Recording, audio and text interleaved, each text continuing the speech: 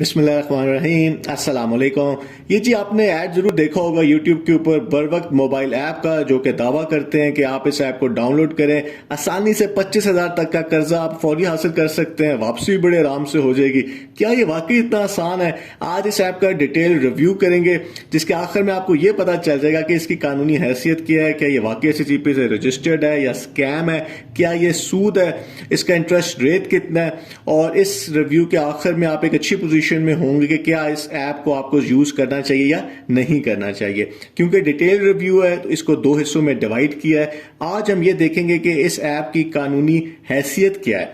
अगर आप गूगल के ऊपर बर वक्त मोबाइल ऐप SCCP लिखें तो आपके सामने कुछ रिजल्ट्स आते हैं और उसके अंदर अखबार के डॉक्यूमेंट्स भी आते हैं, और उसमें एक आप देख भी रहे हैं स्क्रीन पे, उसमें लिखा हुआ है SCCP warn public against investing in Ponzi schemes, यानी कि SCCP ने खबरदार किया है कंपनी में इन्वेस्ट करने से। और इसके अंदर बर वक्त मोबाइल ऐप का जिक्र है और कहा जा रहा है कि जी SCCP ने, यानी कि गवर्नमेंट ने कहा है कि एक ऑनलाइन एप्लीकेशन है बर वक्त के नाम से, जो कि अवाम को फाइनेंशियल सर्विसेज यानी कि पैसों की सर्विसेज दे रही है, लोन दे रही है, और ये जनरल पब्लिक को खबरदार किया जाता है कि वो अपने इलीगल यानी कि गैर कानूनी एक्टिविटीज कर रही हैं, और अवाम को कह रही है कि जी हम SCCP से रजिस्टर्ड हैं और हमारे पास लाइसेंस है। और SCCP ने कहा है कि जी अवाम को हम खबरदार करते हैं कि ये ऐप ना ही रजिस्टर्ड है ना ही लाइसेंस्ड है।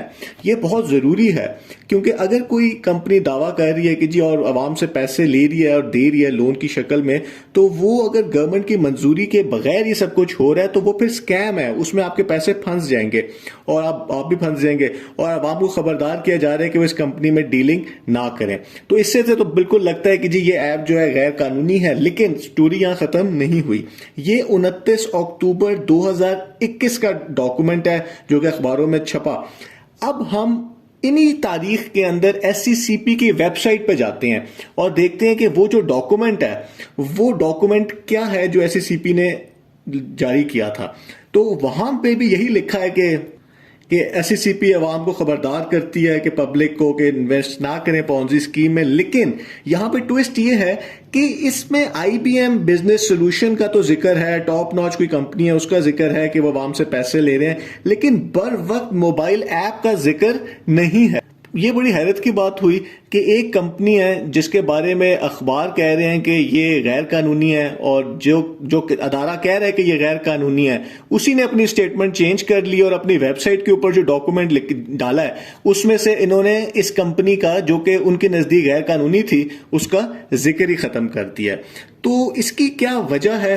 क्या इन्होंने कोई पैसे दे के अपना काम सीधा कर लिया? तो इसकी वजह यह है कि 24 दिसंबर 2021 को SCCP ने अपने ट्विटर अकाउंट के ऊपर ट्वीट किया है कि बर वक्त मोबाइल ऐप लॉन्च हुई है। सीड क्रीड नामी एक कंपनी है जो कि इसको चला रही है, और इनके पास NBFC का रेगुलेटरी लाइसेंस आ गया है। NBFC होता है नॉन बैंकिंग फाइनेंशियल कंपनी, यानी कि वो बैंक तो नहीं होता लेकिन वो बैंक की तरह आपको सर्विसेज दे सकते हैं, और आपको पता है बैंक भी कर्जा देता है, फिर आपसे पैसे भी वापस लेता है। तो इसका मतलब है कि SCCP ने इस कंपनी को रजिस्टर्ड कर लिया, और उसके बाद इनका जो अपना डॉक्यूमेंट था जो कि SCCP के वेबसाइट के ऊपर 24 दिसंबर से पहले ये इसके अंदर जिक्र था कि ये गैर कानूनी कंपनी है, मैंने चेक किया था।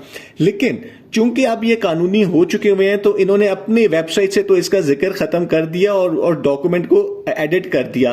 लेकिन जो अखबारों में जा चुका हुआ है, जो ऑनलाइन पुरानी वेबसाइट्स में पड़ा हुआ है, वहां से अगर आप देखेंगे, यानी आपने गूगल पे सर्च की कि यार ये मैं इसको ऐप को यूज करना चाहता हूं, क्या मैं इसको कर सकता हूं, और आपके सामने तो ये डॉक्यूमेंट आ गया कि ये गैर कानूनी है, और आपको लगेगा कि यार ये तो मुझे नहीं यूज करना चाहिए। लेकिन असल में ये कंपनी अब रेगुलेटेड है, इनके पास अवाम से पैसा लेने का लाइसेंस है। तो ये बात तो क्लियर हो गई कि ये स्कैम नहीं है। अब अगला सवाल आता है जो कि हम अगले पार्ट में देखेंगे, वो ये है कि जी इसका इंटरेस्ट रेट कितना है, और क्यों ये पैसे दे रहे हैं, और कैसे वापस मिलेंगे, और क्या आपको ये यूज करनी चाहिए, अवाम का क्या इसके बारे में रिव्यूज हैं। तो फिर आपको और काफी क्लियर चीजें भी क्लियर हो जाएंगी। बहुत बहुत शुक्रिया।